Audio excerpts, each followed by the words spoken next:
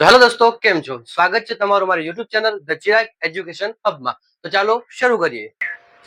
તો કે આગળના વિડીયોમાં આપણે ધોરણ 10 નું જે સ્વાધ્યાય 1.1 હતું ત્યાં સુધી આપણે ભણ્યા. ત્યાં સુધી જે પણ દાખલા આવતા હતા, જે પણ પ્રમેય આવતા હતા, જે પણ ઉદાહરણ આવતા હતા, તે બધા જ આપણે સમજ્યા. હવે જે આગળ બાકી છે તે આપણે શરૂ કરવાનું છે. તો આગળ હવે ચાલો શરૂ કરીએ. તો હવે આગળ વાત કરીએ પ્રમેય 1.2.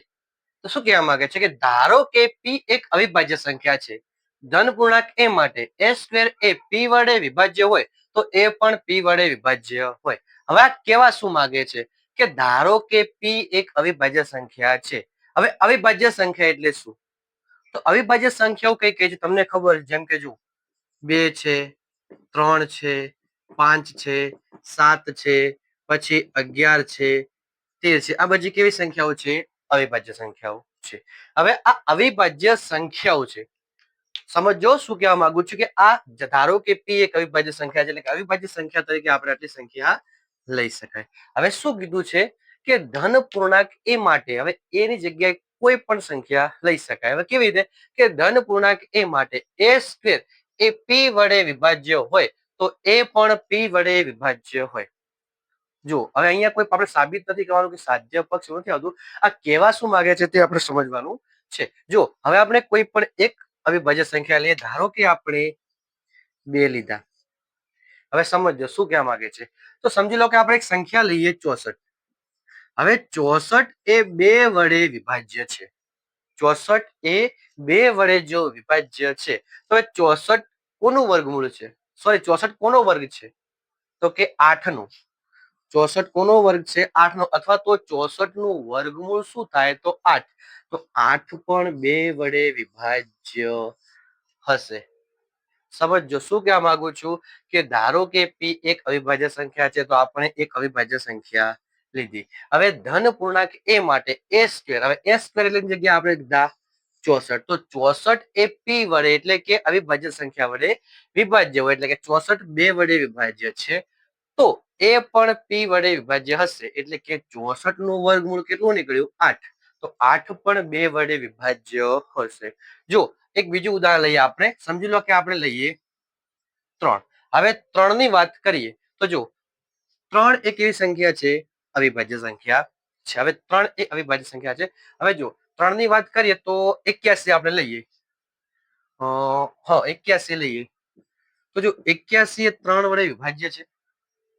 જો 81 3 વડે વિભાજ્ય. જો 81 ભાગ્યા 3 તો 3 દુ 6, 7 8 3 7 21 એટલે કે 27 તરી 81. 81 એ 3 વડે વિભાજ્ય છે. તો 81 નું વર્ગમૂળ કેટલું થાય? 9. તો 9 પણ 3 વડે વિભાજ્ય હશે. સમજાય છે ને શું કહેવા માંગુ છું? ફરી એકવાર કહું છું કે ધારો કે p એક અવિભાજ્ય સંખ્યા છે તો અવિભાજ્ય સંખ્યા કોઈ પણ આપણે લઈ શકાય. અહીંયા 2 લીધી, અહીંયા આપણે 3 લીધી. હવે ધન પૂર્ણાંક a માટે હવે a વડે જો a વર્ગ sorry a square A p વડે વિભાજ્ય હોય, મીન્સ કે કોઈ જે આપણે કોઈ સંખ્યા જે અવિભાજ્ય સંખ્યા વડે કોઈ સંખ્યા વિભાજ્ય હોય તો તેનું વર્ગમૂળ જે નીકળશે તે પણ તે અવિભાજ્ય સંખ્યા વડે વિભાજ્ય હશે. આગળ આપણે દાખલા ગણશું આપણે તો આપણને થોડી વધારે સમજ પડશે. હવે પ્રમેય 1.3 ને શરૂ કરતા પહેલા એક નાનકડી બાબત સમજવી જરૂરી છે. તો કે સમય સંખ્યા વિશે થોડું સમજવું જરૂરી છે. કે સમય સંખ્યા વિશે કે સમય સંખ્યામાં બે વસ્તુ છે. જો સમય સંખ્યા જો સમજશો તો આગળ દાખલા આવડી જશે. જો સમય સંખ્યા એટલે શું? તો જો જેને p અને q ના સ્વરૂપમાં દર્શાવી શકાય તેને કેવી સંખ્યા કહેવાય છે? સમય સંખ્યા. જે સંખ્યાને p અને q ના સ્વરૂપમાં દર્શાવી શકાય તે સંખ્યાને કેવી કહેવામાં આવે છે? સમય સંખ્યા. હવે બીજી વસ્તુ છે કે p અને q જે દર્શાવે છે તેના પછી એક વસ્તુ કરવાની આવશે કે સામાન્ય અવયવ એક જ હોય છે. કે એના સામાન્ય અવયવ કેટલા હોય? સામાન્ય અવયવ એક જ હોય છે. સામાન્ય કેટલા અવયવ હોય છે? સામાન્ય અવયવ એક જ હોય છે. સામાન્ય એક જ અવયવ હોય જેને p અને q ના સ્વરૂપમાં દર્શાવી શકાય અને સામાન્ય તો એક જ અવયવ કેવો હોય? સામાન્ય હોય અથવા તો એક જ અવયવ પડતો હોય તેને કેવું કહે છે? સમય સંખ્યા કહે છે. હવે તમે કહેશો કે કેવા શું માંગે છે? જો તમને સમજાવું કે જેમ કે આપણે ઉદાહરણ લઈએ કે 7/2. હવે જો આ પી અને ક્યુ ના સ્વરૂપમાં છે, પી ને ક્યુ ના સ્વરૂપમાં છે. હવે જો આના જ્યારે આપણે અવયવ પાડશું ક્યાં પડશે? 7 એકા 7, 2 એકા 2. હવે સામાન્ય એક જ અવયવ થયો, બીજા કોઈ અવયવ સામાન્ય નીકળે? ખાલી એક જ એવો અવયવ છે જે સામાન્ય થાય છે. મતલબ આ કેવી સંખ્યા છે? સમય સંખ્યા છે. આટલું સમજશો તો આપણે આગળ દાખલા આવડશે. ચાલો તો આગળ હવે સ્વાધ્યાય 1.3 ચાલો તો હવે શરૂ કરીએ પ્રમેય 1.3 કે વર્ગમૂળમાં 2 એ અસમય સંખ્યા છે. હવે જ્યારે આવું આવે ને ત્યારે શું કરવાનું? જો પેલા ઉલટું ધારવાનું. કેવું? કે ધારો કે વર્ગમૂળમાં 2 એ સમય સંખ્યા છે. જોજો ધ્યાન આપજો. પહેલી વસ્તુ શું કહેવાની કે ઉલટું ધારવાનું. વર્ગમૂળમાં 2 અસમય સંખ્યા છે તો આપણે એનાથી ઉલટું ધારવાનું. કેવી? કે ધારો કે વર્ગમૂળમાં 2 એ સમય સંખ્યા છે. ઓકે, હવે સમય સંખ્યા હોય તો આગળ મેં તમને શું કીધું? એને પી અને ક્યુ ના સ્વરૂપમાં દર્શાવવું પડે. તો ચાલો આપણે જોઈએ કે વર્ગમૂળમાં 2 બરાબર a ભાગ્યા b. હવે જો તમે કહેશો સાહેબ પી અને ક્યુ ને એ અને બી, જો અહીંયા કોઈ પણ અક્ષર હશે, અહીંયા મેં એ અને બી લીધા છે. કોઈ તમને સાહેબ ભણાવશે તો પી ને ક્યુ લેશે, તમને કોઈ ચોપડીમાં અલગ આપેલું હશે, પરંતુ આનાથી કોઈ ફરક પડતો નથી. ધ્યાન આપજો કે જો પહેલી વસ્તુ શું કરવાની કે વર્ગમૂળમાં 2 અસમય સંખ્યા છે તો એને સાબિત કરવા માટે પહેલા એનાથી ઉલટું વિચારવાનું. કેવું? કે ધારો કે વર્ગમૂળમાં 2 એ સમય સંખ્યા છે. હવે જો સમય સંખ્યા હોય તો એને કેવું દર્શાવવું પડે? એ અને બી ના સ્વરૂપમાં દર્શાવવી પડે. ઓકે, હવે ચલો આપણે એને કરતા બનાવીએ. તો એને જો કરતા બને તો બી અહીંયા જશે. ઓકે, તો બી વર્ગમૂળમાં 2 બરાબર a. ઓકે, ધ્યાન આપજો. ધારો કે વર્ગમૂળમાં 2 સમય સંખ્યા છે, એને શું કર્યું તો કે પી અને ક્યુ ના સ્વરૂપમાં દર્શાવવાની કોશિશ કરશું. તો હવે જો બી આ બાજુથી આ બાજુ, જો અહીંયા ક્યાં છે? ભાગાકારમાં, તો અહીંયાથી ગુણાકારમાં આવ્યો. હવે જો આપણે શું કરશું? બંને બાજુ હવે વર્ગ કરતા. શું કરવાનું? બંને બાજુ વર્ગ કરતા. હવે જો તો બી વર્ગમૂળમાં 2 ને પણ વર્ગ થશે અને અહીં એ ને પણ વર્ગ થશે. તો ચલો બી નો વર્ગ એટલે બી નો વર્ગ. જ્યારે એ નો વર્ગ વર્ગમૂળમાં સોરી 2 નો વર્ગ 4 થાય, પણ અહીં કેવા છે? વર્ગમૂળમાં 2 છે. તો વર્ગમૂળમાં જ્યારે 2 હોય એનો વર્ગ આપેલો હોય ત્યારે વર્ગમૂળ નીકળી જશે. તો અહીંયા કેવું આવશે? 2 બરાબર અહીંયા એનો વર્ગ. ઓકે, તો આના પરથી શું કહેવા માંગે? તો આના પરથી એવું કહી શકાય કે જે એ સ્ક્વેર છે, એ સ્ક્વેર એ 2 વડે વિભાજ્ય છે. તો એ પણ 2 વડે વિભાજ્ય છે. તમને આગળ કીધું હતું ને, આગળ સમજાયું કે આપણા પ્રમેય 1.3 માં કે એક પ્રમેય 1.3 આપણે ચલા સોરી 1.2 ચલાવ્યો ત્યારે મેં તમને કીધું કે જ્યારે કોઈ સંખ્યા કોઈ અવિભાજ્ય સંખ્યા વડે વિભાજ્ય હોય તો તેનું જે વર્ગમૂળ નીકળતું હોય ને તે પણ તે સંખ્યા વડે વિભાજ્ય હશે. જો તો ચાલો ફરી એકવાર સમજાવું કે જો શું કર્યું કે પ્રમેય 1.3 માં કે વર્ગમૂળમાં 2 એ અસમય સંખ્યા છે. તો આપણે શું કર્યું કે એનાથી ઉલટું ધાર્યું કે ધારો કે વર્ગમૂળમાં 2 એ કેવી સંખ્યા છે? સમય સંખ્યા છે. હવે જો સમય સંખ્યા હોય તો આપણે આગળ તમને કીધું હતું કે સમય સંખ્યા હોય તો તેને પી અને ક્યુ ના સ્વરૂપમાં દર્શાવી શકાય. તો અહીં આપણે એ ભાગ્યા બી એટલે કે પીક્યુ સ્વરૂપમાં દર્શાવવાની કોશિશ કરી. તો અહીંયા પીક્યુ સ્વરૂપે દર્શાવ્યું. તો જો હવે શું કર્યું કે અહીંયા જે એને આપણે કરતા બનાવ્યા તો બી અહીંયા ભાગાકારમાં હતા, તો અહીંયા ક્યાં જતા રહેશે? ગુણાકારમાં. ઓકે, તો અહીંયા ગુણાકારમાં જતા રહ્યા. તો ગુણાકારમાં છે એટલે બી વર્ગમાં 2 બરાબર એ. હવે બંને બાજુ આપણે વર્ગ કરતા. શું કરવાનું છે? બંને બાજુ વર્ગ કરતા. શું મળે છે? તો બંને બાજુ વર્ગ કરી તો અહીંયા પણ વર્ગ થશે, અહીંયા પણ વર્ગ થશે. જો વર્ગ કરતા શું મળશે? તો બી નો વર્ગ. હવે વર્ગમૂળમાં 2 નો વર્ગ એટલે શું થાય? તો 2 જ થશે. જો એકલા 2 હોત તો 2 નો વર્ગ કેટલો થોત? 4. હવે આગળ એનો વર્ગ. હવે જો આ કહેવા શું માંગે છે કે એનો વર્ગ તો બી. હવે જો આના બે અવયવ પડે શું બે છે બે બે એ અવિભાજ્ય સંખ્યા છે. ઓકે, તો હવે એ વર્ગ છે એ વર્ગ એ બે વડે વિભાજ્ય છે. હવે અહીંયા બે અવયવ પડ્યા, આના બે અવયવ પડ્યા છે. જોજો તો કે આ બે છે બે એના વડે એનો વર્ગ કેવો છે વિભાજ્ય છે. તો જો એનો વર્ગ એ બે વડે વિભાજ્ય હોય તો એ પણ બે વડે વિભાજ્ય હશે. આપણે આગળ પ્રમેય 1.2 માં મેં તમને સમજાવ્યું. હવે આગળ જોઈએ તો કોઈક પૂર્ણાંક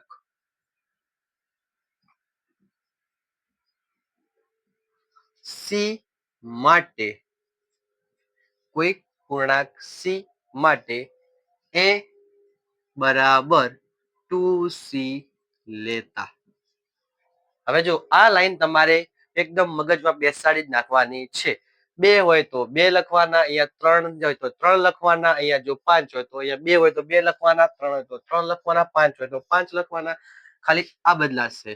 કેવી લાઈન લખાશે કે કોઈ પૂર્ણાંક સી માટે એ બરાબર 2c લેતા. તો લઈએ તો એ બરાબર 2c. ઓકે, હવે જો અહીંયા જે આપણે બી સ્ક્વેર બરાબર બી સ્ક્વેર ગુણ્યા 2 બરાબર એ સ્ક્વેર મળ્યા તો આ આપણું સમીકરણ 1 મળ્યું હતું. હવે અહીંયા શું થશે કે બંને બાજુ વર્ગ કરતા હતા જ આપણે આગળ બંને બાજુ વર્ગ કરતા. જો અહીં પણ આપણે શું કર્યું આવું. હવે આપણે જે પદ મળી ગયું પછી શું બંને બાજુ વર્ગ કરતા. તો અહીં પણ બંને બાજુ વર્ગ કરતા. તો કે એનો વર્ગ બરાબર 2c નો વર્ગ. હવે તો શું થશે તો કે એનો વર્ગ બરાબર 4c નો વર્ગ. આ આપણે સમીકરણ કેવું મળ્યું 2. આપણે સમીકરણ કેવું મળ્યું સમીકરણ 2. હવે સમીકરણ 1 પરથી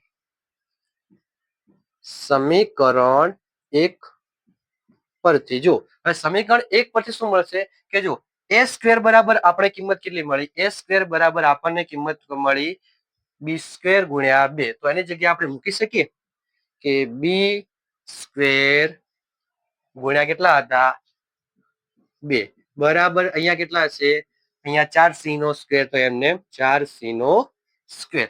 સ્ક્વેર એટલે કે વર્ગ. ઓકે, હવે જો બી નો વર્ગ. હવે અહીંયા બે કેવા છે ગુણાકારમાં તો અહીંયા થશે ભાગાકારમાં. તો 4c નો વર્ગ ભાગ્યા 2.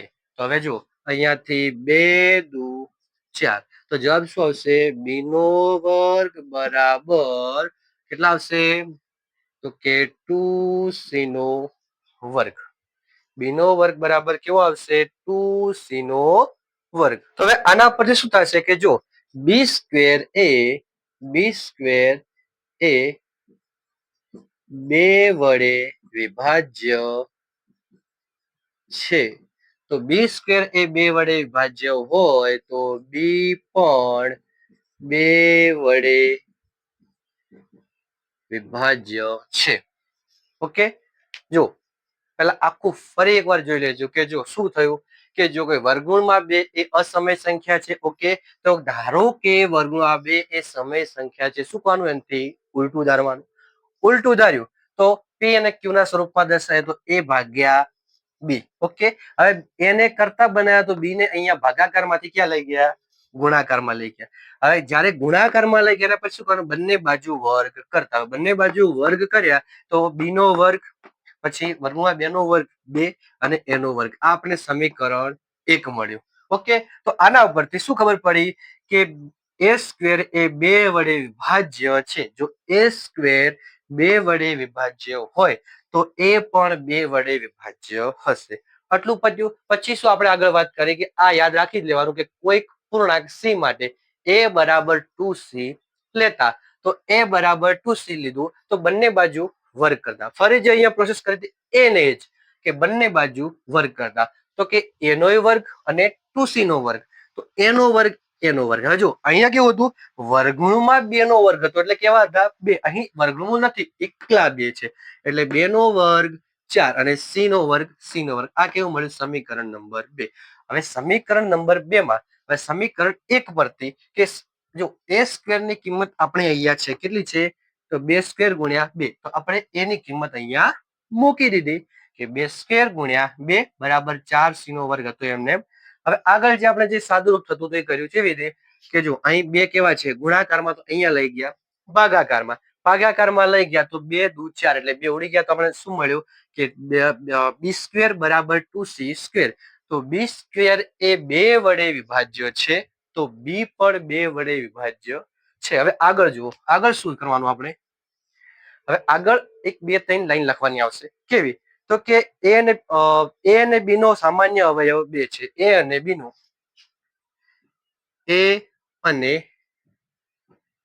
નો સામાન્ય અવયવ 2 છે. કયા કયા જો એક તો આ મળ્યા અને એક હશે કે સામાન્ય અવયવ કેટલા છે 2 છે.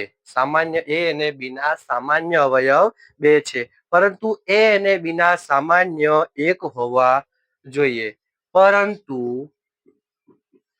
આ પહેલી લાઈન આ બીજી લાઈન પરંતુ એ અને બી ના સામાન્ય અવયવ 1 જ હોવા જોઈએ. આપણે જે ધારણા કરી કે વર્ગમાં 2 એ સમય સંખ્યા છે તો વર્ગમાં સમય સંખ્યાની બે આપણે ટોપિક તમને સમજ્યા કે એક પી અને ક્યુ ના સ્વરૂપમાં દર્શાવેલા હોવા જોઈએ અને બીજું એના સામાન્ય અવયવ કેટલા હોવા જોઈએ 1 જ હોવા જોઈએ. અહીંયા તો 2 અવયવ થશે. એક તો જો અહીંયા તો 2 વડે વિભાજ્ય છે એટલે એ અવયવ થયો અને 1 5 આપણે 1 વધશે જેમ આપણે તમે કહે તો 7 ગુણ્યા 1 અને 2 ગુણ્યા 1 તો 1 આવ્યો તો એવી રીતે કોઈ પણ અવયવમાંથી એક તો અવયવ હશે તો 2 અને 1 એટલે કેટલા અવયવ થઈ ગયા 2 અવયવ થઈ ગયા પરંતુ સામાન્ય અવયવ કેટલા હોવા જોઈએ 1 જ હોવો જોઈએ. તો અહીં કેટલા અવયવ થઈ ગયા 2. તો આ શું થયું તો આ જે અહીંયા જે એનું જે મૂલ્ય છે કહી શકાય કે આપણી જે ધારણા છે એ ખોટી પડશે. કેમ કારણ કે તેની વિરોધાભાસ ઉત્પન્ન થાય છે. અહીં શું થાય છે આનું વિરોધાભાસ ઉત્પન્ન થાય છે કારણ કે અવયવ 1 જ હોવા જોઈએ. કેટલા નીકળે છે 2 નીકળે છે. માટે વર્ગમૂળમાં 2 એ કેવી સંખ્યા છે અસમય સંખ્યા છે. વર્ગમૂળમાં 2 એ અસમય સંખ્યા છે. ઓકે હું આશા રાખું છું તમને ખબર પડી ગઈ હશે. ન પડી હોય તો ફરી એકવાર વિડીયો જો આ જે દાખલો છે જે પ્રમેય છે ફરી એકવાર જો એટલે તમને શાંતિથી ખબર પડી જશે. તો બસ આજના વિડીયોમાં આટલું જ.